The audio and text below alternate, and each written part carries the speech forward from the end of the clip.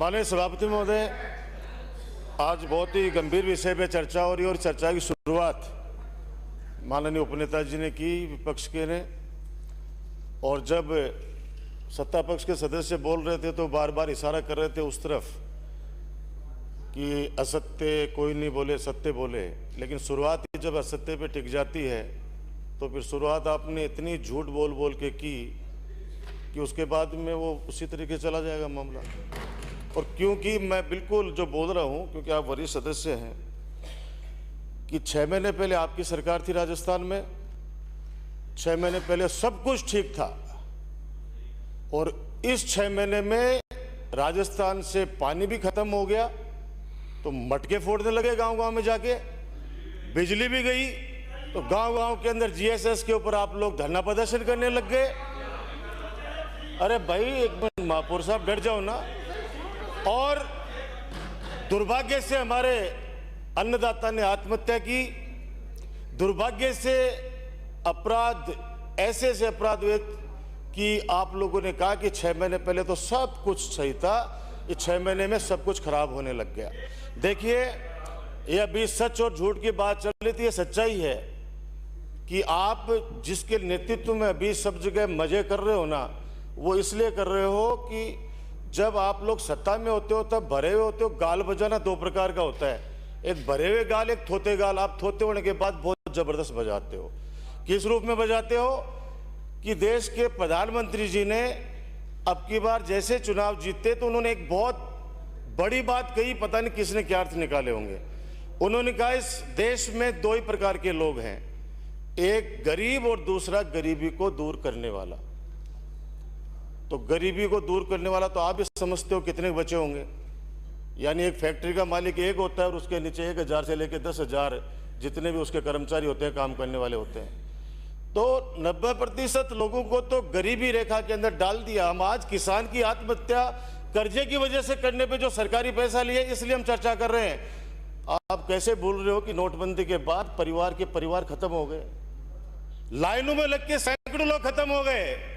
और जो कर्ज लिया लोगों ने, जो आदान प्रदान, क्योंकि जुगाड़ पे चलता है हमारा देश, आज भी 70% लोगों के पास में पहनने के लिए कपड़े नहीं है, पैरों में चप्पल नहीं है। हम लोग सिर्फ उन लोगों को देखते हैं, 10-15% लोगों को जो अच्छे कपड़े अच्छी गाड़ियों में चलते हैं। आज स्थिति यह है कि जो नोटबंदी के बाद, मैं याद दिलाना चाहता हूं, देश के प्रधानमंत्री जी ने कहा था कि 50 दिन का समय दे दो, अगर नोटबंदी की वजह से अगर आपको दिक्कत होगी तो चौराहे पे आके मुझे फांसी पे लटका देना। मैं तो नहीं बोल रहा, ये तो आपने सबने सुना है। आज बता दूं मैं आपको कितनी फैक्ट्रियां बंद हो गई हैं, कितनी फैक्ट्रियां बंद हो गई हैं। आज आप सोचिए, वो किसान अन्न तो वहां पे उगाता था, लेकिन उसका बच्चा सूरत में या अहमदाबाद में या दूसरी जगह पे जाके अपने फैक्ट्री में बच्चा काम करता था। कर्जा माफी पे हो रही है। अब हमको तो कह रहे थे कि विषय पे बोले, ये तो विषय पे शुरू ही नहीं हुए।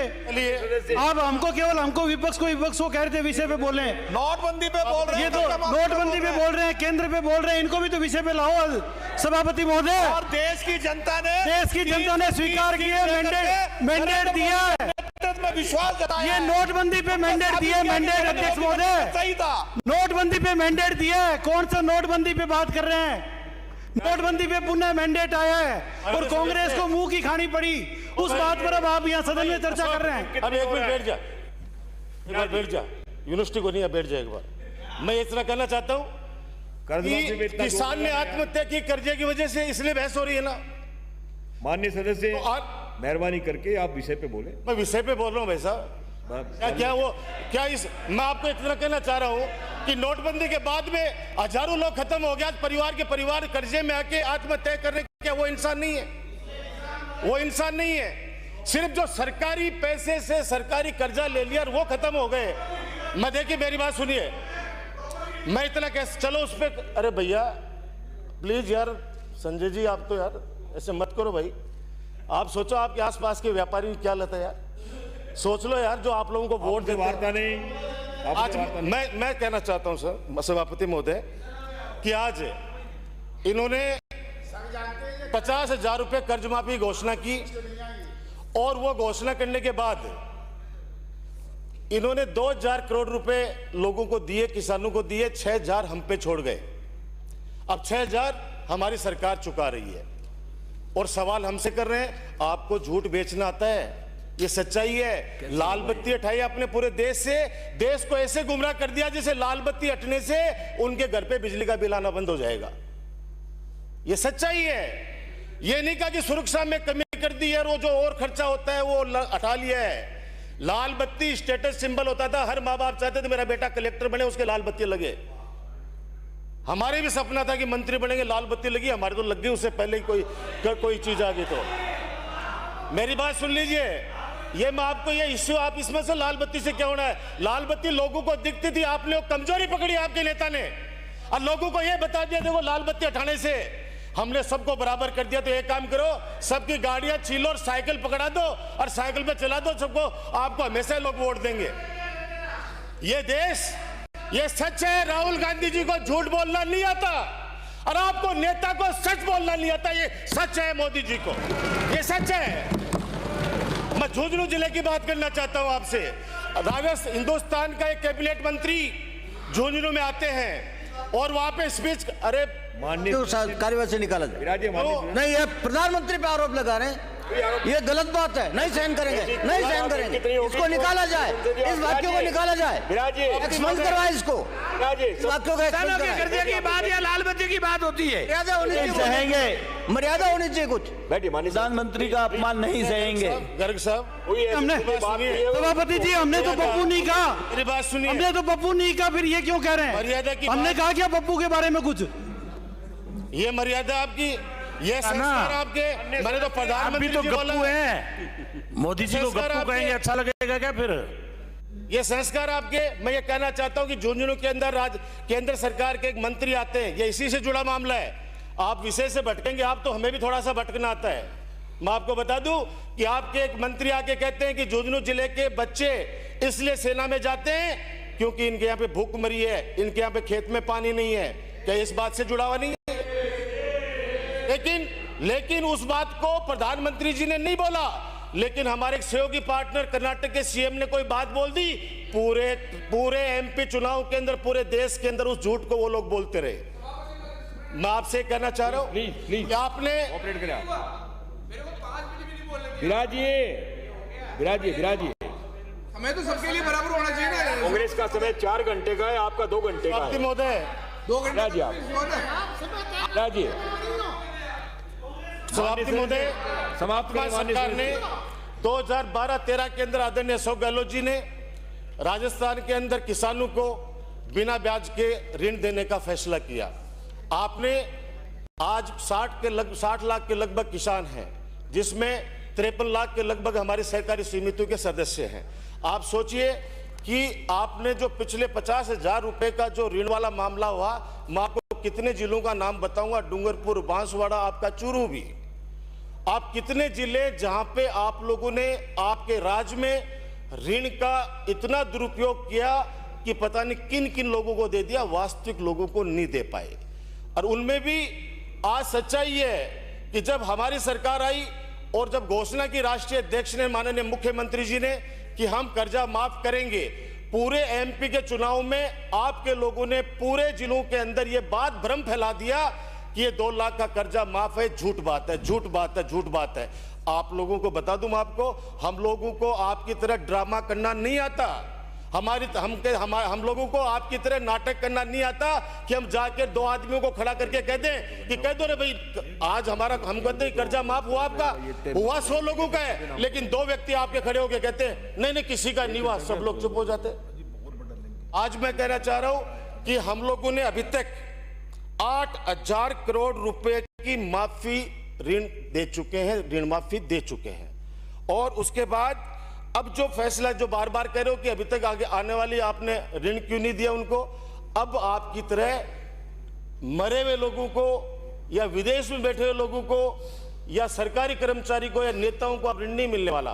अब सीधा आधार आधारित प्रमाणित माननीय वो सदस्य लोन अब विराजिए। सीधा खाते में माननीय जाएगा, सदस्य। किसान के खाते में जाएगा। राजकुमार जी, राजकुमार माननीय जी, सदस्य राजकुमार राजकुमार जी, आप तो किसी भी एक बैंक के किसान का एनओसी लाके दे दो, मैं मान जाऊंगा। माननीय एक सदस्य बैंक राजस्थान में एक भी बैंक से एनओसी लाके दे दो एक किसान के कि तुम्हारा कर्जा हमने माफ कर दिया। माननीय सदस्य एक पैसा बैंक वालों को नहीं दिया तुम्हारी सरकार ने। अच्छा, क्या कर देंगे? प्रमाण पत्र फर्जी बांटे। क्या कर देंगे इसी बात को तय मैं क्या कर लो। करूं, एक एनओसी लाके दे दो। इस बात की मैं क्या करूं, एक भी किसान का ऋण माफी हुई हो उसकी एनओसी लाके दे दो कि इस किसान की हमने कर्ज माफी कर दी, ये प्रमाण पत्र ले लो।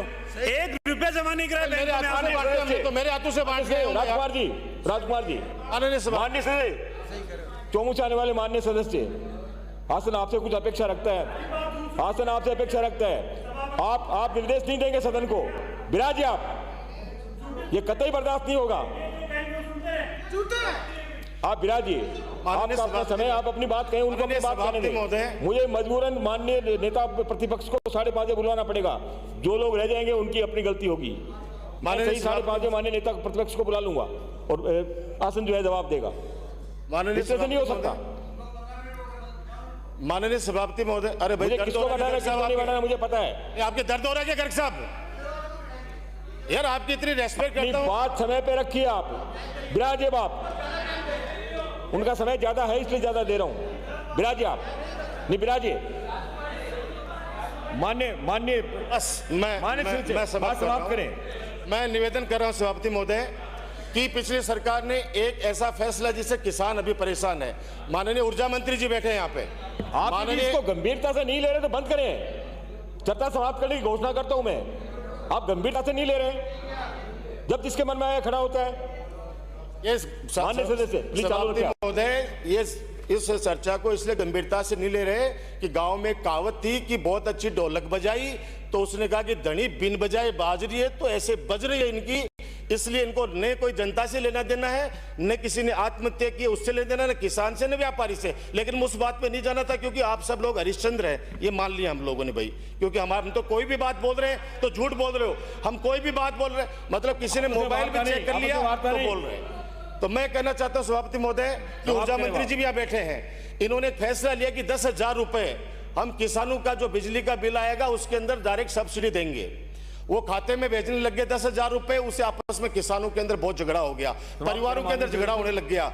मैं निवेदन करूंगा आपके माध्यम से ऊर्जा मंत्री जी से और मुख्यमंत्री जी से कि वो 10,000 रुपए का अगर आप लाभ देना चाहते हो तो वो 10,000 रुपए जो उनका बिल आता है उसके अंदर ही आप माफ कर दो, आप उस खाते में मत भिजवाइए, क्योंकि आपको पता है कि वो कनेक्शन एक व्यक्ति के नाम से है और 10 उसके अंदर पार्टनर हैं, तो वो 10 लोग वो पैसा का जो लाभ आता है वो तो खुद रख लेता है और जब बिल आता है तब सबसे वो बंटवारा करने लग जाता है।